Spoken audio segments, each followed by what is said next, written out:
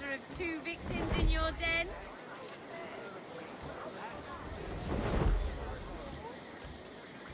Oh yes, we'll come with you.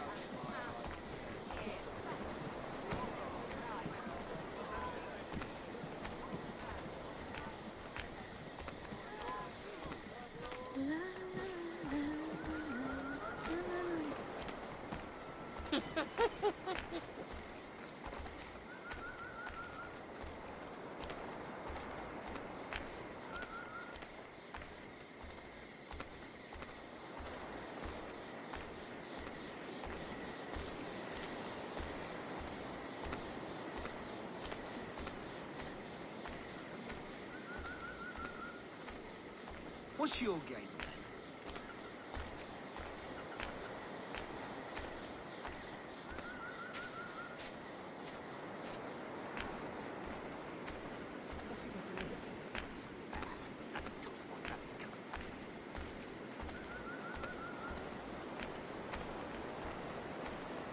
What's your friend?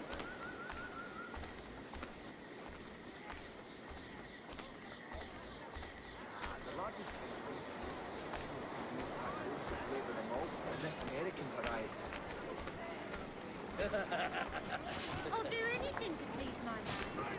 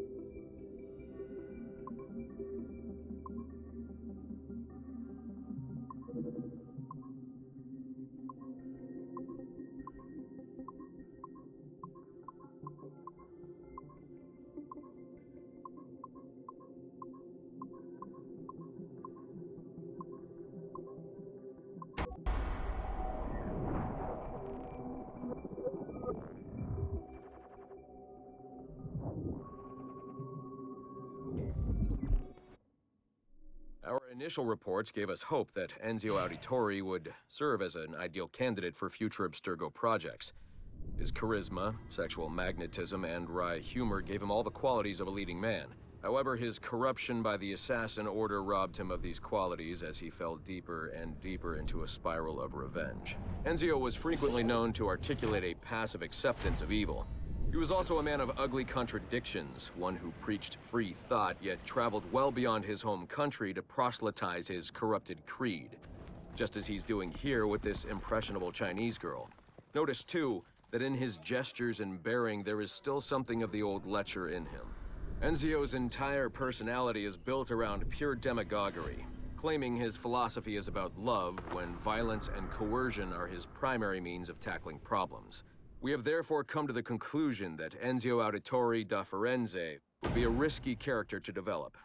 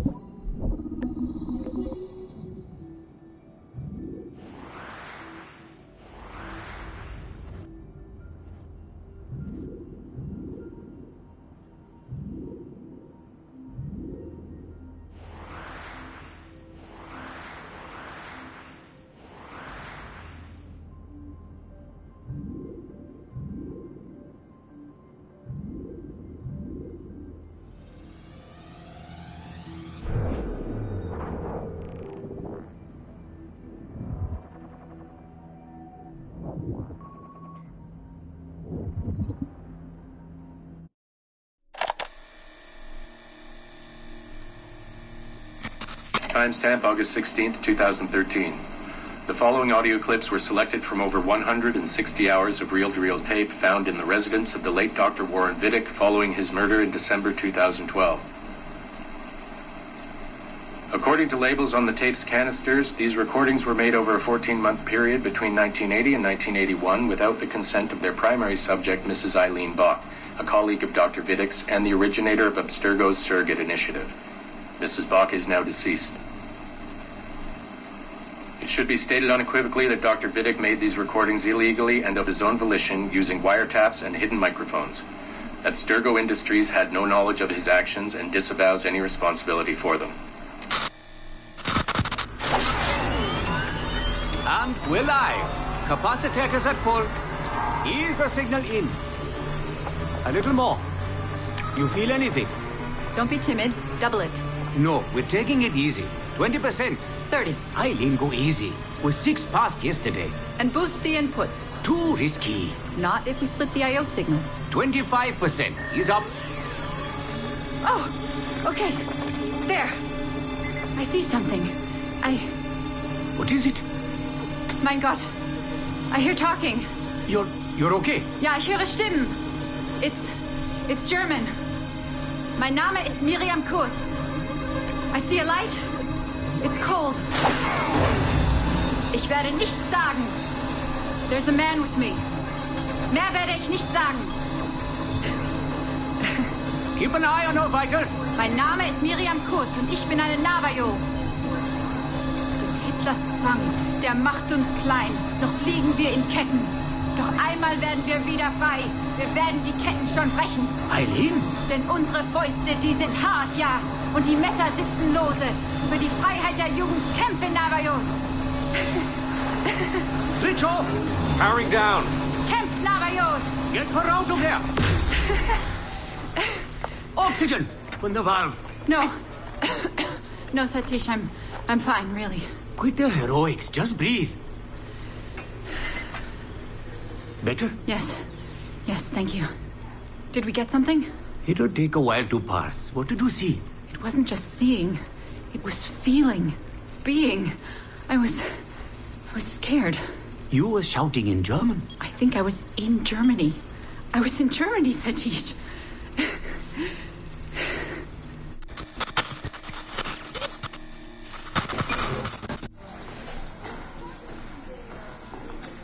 Good morning. Well rested? Exhausted. Yesterday was an incredible find. Seems so. What did it feel like? It's foggy, but I relived the memories of a young German woman. Early 20s, I think. A man was interrogating me, looming over me and asking questions. He was shouting, but I was shouting back. And then this poem just came out, like a chant. Fascinating. I'm eager for you to hear the tape. Is it ready? Yes, we transliterated the data onto an audio file. It took all night to process the language. Spool it up. Of course, have a seat. Judging by the subject matter and the setting, I'd say you landed somewhere in Germany in the 1940s, 1 or 2 generations back. During the war, I'd imagine. 1940s Germany? That would be Miriam Kurtz, my ex-husband's mother. So she's not related to you in any way? God, I hope not. I'd hate to find out my ex-husband is also my brother. Well, if it was Miriam Kurtz, then we hit a home run. You tapped into someone else's bloodline entirely. Should we celebrate? We'll listen first. Surrogate Initiative, Test Session 23, July 29th, 1980. Host, Eileen Bach. DNA sample SB1970. It's a little garbled at first. This is you settling into the memory. Your name, say it. My name is Miriam Kurtz. Louder. My name is Miriam Kurtz, and I am Navajo. Where did you last see the artifact? Who holds it now? I'll say nothing. I've told you all I will. I don't believe that is true. Who has the artifact? Hitler's dictates make us small and are bound in chains. But one day again, we shall walk tall. No binds will us restrain. Enough! For hard our fists, yes, and the knives at our wrists for you to be free. Navajos lay siege. Knock her away! Navajos lay siege. And that's where we pull you out. Whoa. What would it take to get a visual render of all that? Months, unfortunately. It took 13 hours just to process the audio. Visual takes much longer. But Vidic is able to record audio and visual in real time. How does he do it? His subjects are exploring their own genetic memories. That requires much less processing power. Hold on, sorry. Eileen here. Hello. You have 10 o'clock in Lillian's office. It's 10:13 now. Oh, shit. I'm sorry. Tell her I'll be right there. And tell her we have some good news. No problem. You in trouble? The monthly progress report. I'm trying to be honest about our progress, but no matter how much I polish our facts, Warren Vidic swoops in, promising the moon for pennies, and gets 10 times the funding for his Animus project. Well, we are using his Animus technology. He's the foundation. We are the skyscraper. Which is why he should be a tech lead, not a project director. Good work, Satish.